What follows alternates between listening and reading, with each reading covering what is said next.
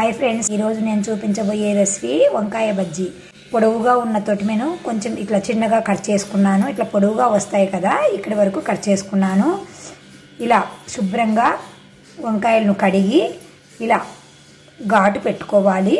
Stove పైన గిన్నె పెట్టుకొని ఒక 2 గ్లాసుల నీళ్ళు వేసి పెట్టుకున్నాను. ఇందులో కొంచెం సాల్ట్, కొద్దిగా పసుపు వేసి బాగా నీళ్లు మరిగించుకోవాలి. ఈ వంకాయలను తీసుకుపోయి మరుగుతున్న నీటిలో వేయాలి. చూడండి, బాగా మరుగుతున్నాయి. ఇందులో వేసుకొని 2 లేదా 3 నిమిషాలు కొంచెం ఇలా పట్టుకుంటే కాయ మెత్తగా అవుతుంది. అప్పుడు మనం తీసేసుకోవాలి. ఉప్పు పసుపు వేసినందుకు కొంచెం కలర్ వచ్చాయి వాటరు. 2 లేదా 3 నిమిషాలు ఉడికించండి ఈ కాయలను. మనం ఇంతకు లోపల పిండి రెడీ చేసుకుందాము. శనగపిండి వేసుకున్నాను గిన్నెలో. కొంచెం సోడా వేసుకుంటున్నాను. తగినంత ఉప్పు వేసుకోవాలి. వాటర్ వేసుకొని ఉండలు లేకుండా బాగా నీట్గా క్రీమ్ లాగా రావాలి. ఈ ఉండలు ఏమీ ఉండకూడదు. మంచిగా కలుపుకోండి పిండిని. ఈ మోతాదులో కలుపుకోవాలి మనము. కొంచెం వాము వేస్తున్నాను, కొంచెం జీలకర్ర వేస్తున్నాను. వాము ఎందుకు వేస్తానంటే శనగపిండి కొంచెం వాతం అంటారు కదా, అది తగ్గడానికి, డైజెషన్ బాగా అవ్వడానికి అన్నమాట. కొంచెం కొంచెం వేసుకుంటాను నేను. ఈ శనగపిండిలో ఈ వాము ఇది వేసాను కదా, ఒక మారిలా కలుపుకొని తగినంత ఉప్పు వేసుకొని జార్లోనే ఉప్పు మిరప్పొడి వేసాను కదా, ఇందులోనే పచ్చి కొబ్బరి వేసుకుంటున్నాను నేను. పచ్చి కొబ్బరి వద్దు అనుకుంటే ఉప్పు కారము ఉల్లిపాయలు వేసుకోవచ్చు. ఈరోజు నేను ఉపవాసం ఉన్నాను కాబట్టి ఉల్లిపాయలు వేయట్లేదు. దీన్ని మెత్తగా పేస్ట్ చేసుకోవాలి.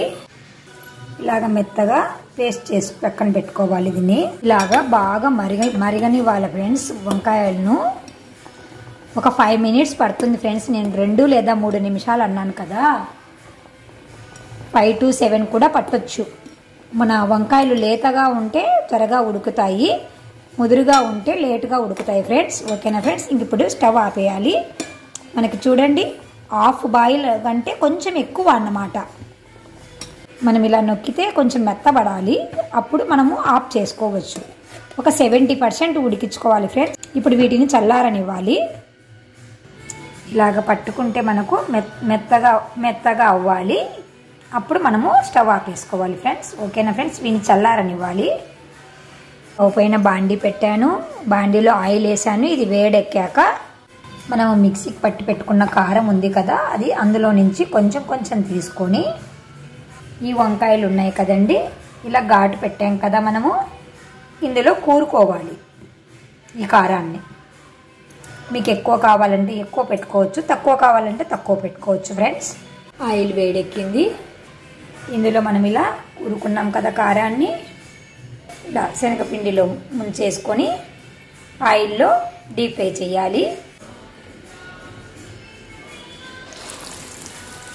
ఇట్లా ఇంకొక వైపుకి టర్న్ చేసుకోవాలి. చిన్నగా జాగ్రత్తగా చేసుకోండి. నూనె చిట్లిందంటే బొబ్బలు వస్తాయి. చాలా జాగ్రత్తగా చేసుకోండి ఫ్రెండ్స్. మంటను కొంచెం మీడియం పెట్టుకోండి. బ్రౌన్ కలర్ వచ్చేంత వరకు వేయించుకోండి ఫ్రెండ్స్. ఇవి కాలేవి ఫ్రెండ్స్. ఇవి తీసేస్తున్నాను. నూనె అంతా బాగా వంపేసి తీసేయాలి. చాలా టేస్టీగా ఉంటాయి ఫ్రెండ్స్. స్నాక్ లాగైనా తినొచ్చు, లేదు అంటే బ్రేక్ఫాస్ట్గా అయినా తీసుకోవచ్చు. అది మీ ఇష్టం అండి. ఎక్కువ మటుకు చాలామంది స్నాక్స్ లాగే తీసుకుంటారు వీటిని. అంతే ఫ్రెండ్స్, ఎంతో ఈజీగా, ఎంతో సింపుల్గా మన చేతులతో మంచి ఆయిల్ వేసుకొని మనం బజ్జీలు చేసుకొని తింటే ఆహాహాహా ఏమి టేస్టో. వంకాయ అంటే మజాకా అన్నట్లు అనిపిస్తుంది ఫ్రెండ్స్. తప్పకుండా మీరు ట్రై చేసి మీకు ఎలా వచ్చాయో మాకు కామెంట్ రూపంలో తెలియజేస్తూ ఉండండి ఫ్రెండ్స్. Bye friends.